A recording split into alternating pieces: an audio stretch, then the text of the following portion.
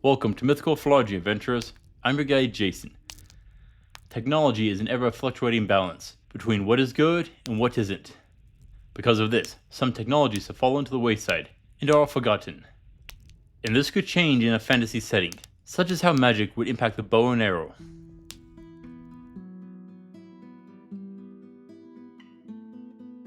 I want you to think back to a few video games, Skyrim or Baldur's Gate being great examples of this. You are approaching an enemy stronghold. You can see the guards moving along the ramparts. You look to your equipment. You've got a warbow and plenty of arrows. But your foe is so far away. You're not sure if your arrow could reach it. Still, you give it a try and pull your bow back and then let the arrow fly. It arches beautifully, but then falls a dozen feet short of the wall and its mark, though none of the guards pick up on the sound. So you instead switch to your staff and begin to chant a spell. After a moment, you send a series of magical bolts which twist and turn through the air before striking several of the guards who perish instantly. And this is the issue I want to look at today. Bows and arrows are a staple of fantasy series and mythology. But doesn't this sound redundant? Both a spell and an arrow can attack at range, so in concept, they serve the same purpose, do they not? If you have magic, why would you lug a bow and arrow around with you? One of them requires you to carry a large, bulky object, and a quiver of arrows. Oh, and those arrows can get destroyed, and then you gotta buy more. In addition, bows need maintenance. You can't leave them strung, else it will warp the material and the bow will lose its power. That means you can't carry them strong at all times. There is plenty working against it. And then we got spells. Depending on the setting will depend on whether or not you need to speak verbal incantations or not. For the benefit of the doubt, let's say yes. I want to put spells at as much of a disadvantage as possible. And arrows are just pointy sticks, a good way to stab someone from a distance. But spells, they can be anything. Firebolt, ice bolt, lightning bolt, magic missiles, and more. You can have area effect spells, invisible spells, fear spells, and the list goes on. So, which is better? Well, honestly, I'm going to say magic spells. Even if they use a limited amount of magical resources, say mana or spell slots, they are likely going to give you a bigger bang for your buck over a bow and arrow. If all you need to do is carry a staff to achieve the same or greater impact over a bow and arrow, why wouldn't you? It's the same as why guns outstrip bows. A bow is actually more limited than you would think. The first issue is the bow's range. When you fire an arrow, it will arch through the air and not fly an infinite distance. Of course, spells may have a range limit too, but I'm betting it'll be more than a bow. And there's another issue. In a fantasy world, you aren't just fighting humans. You are going up against giants, dragons, and monsters. They are much bigger than humans. So, if you shoot a giant in the chest with an arrow, how much harm is it? Well, an arrow could be like being stabbed with a toothpick. It is less likely to hit a vital organ, or reach deep enough to cause proper damage. Yet a fire spell could cause a bit of panic with the attack, and a fire explosion would spread the damage over an area. Now, even if a firebolt spell doesn't have the penetration, it could still spread to hair and clothing. What about armor though? Most bows struggle to get through plate. Their best option is finding a gap between the shoulder or groin.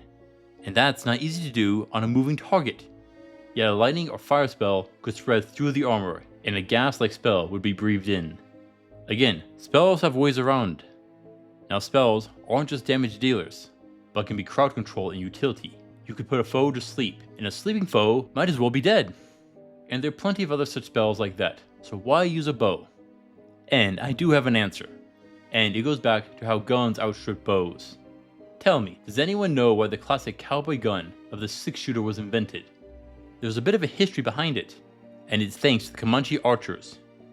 You may notice this if you have done much with archery, but there are styles there just like with swordsmen.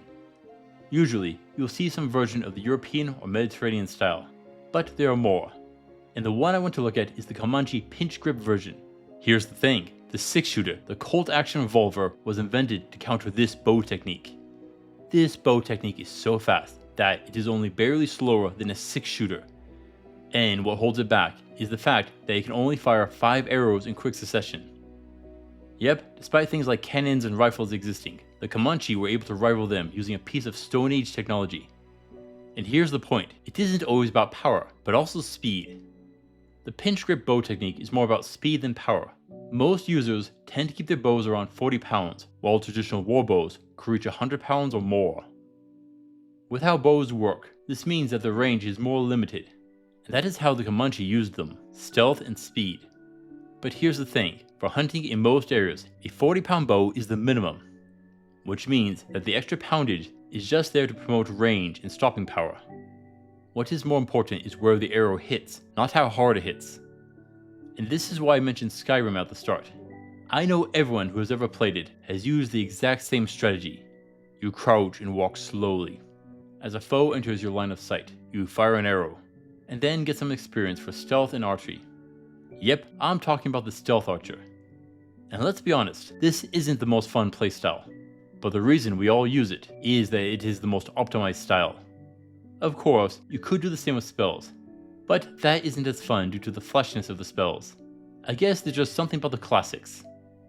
Yet there is a difference due to the game mechanics, mana cost, and time to cast each spells versus the speed of the bow. And this is how a bow could outdo spells offensively. A few things here. How long does it take to cast a spell? A few seconds? Well, how fast is things like the Comanche pinch grip draw? Well, the world record is 6 plates in 2 seconds with a revolver. So, using this bow technique, you are looking at 5 plates in that time limit. That can be a game changer. And what we have here is a straight up DPS race. Let's say you could do 50 damage with each spell, but takes 2 seconds to cast. That would mean with 5 arrows would equal out at 10 damage a shot. Except for what happens if your foe only has 40 health.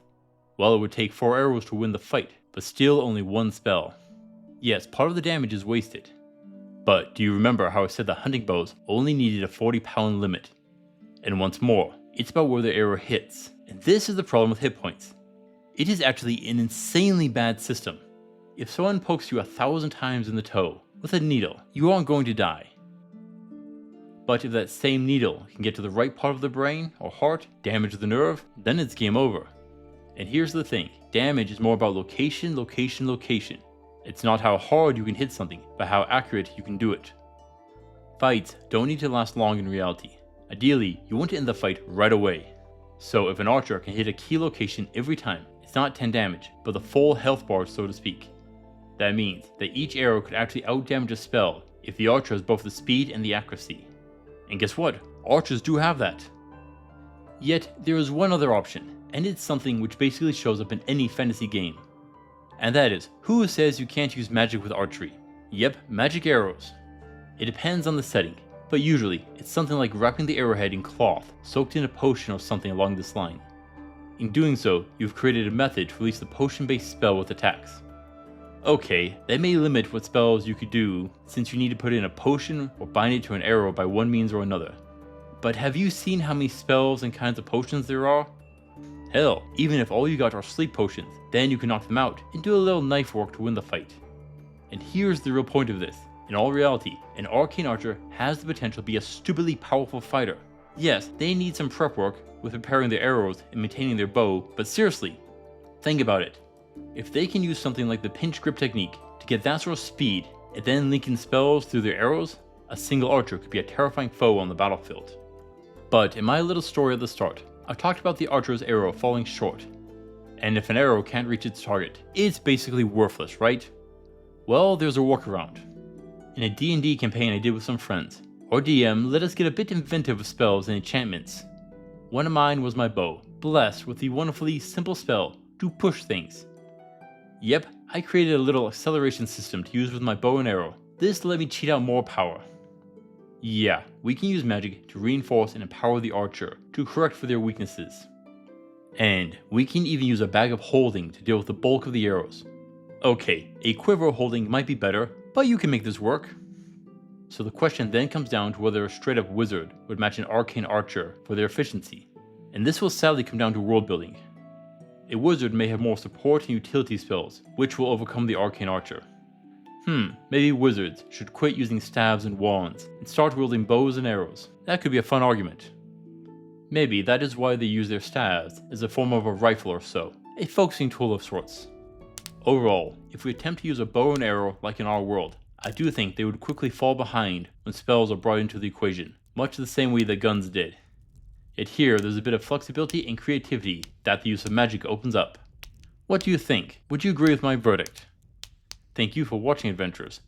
I'll see you next time. Until then, I'll see you on the roads.